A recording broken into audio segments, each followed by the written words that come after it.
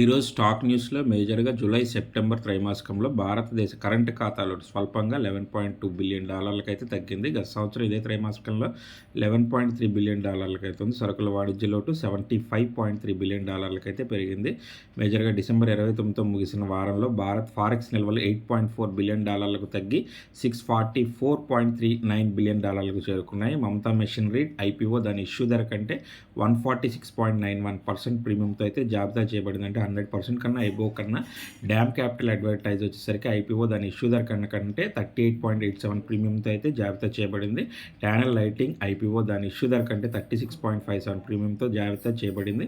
Same Sanatan textile issue ధర కంటే 31.56% ప్రీమియంతో జాబితా చేయబడింది. కాంటర్ ఎన్విరో సిస్టమ్స్ ఐపీఓ ధర దాని ఇష్యూ ధర కంటే 17.83%తో జాబితా చేయబడింది. మేజర్గా అన్ని ఐపీఓలు కూడా ఈరోజు మంచి పాజిటివ్తో అయితే ఓపెన్ అవ్వడం జరిగింది.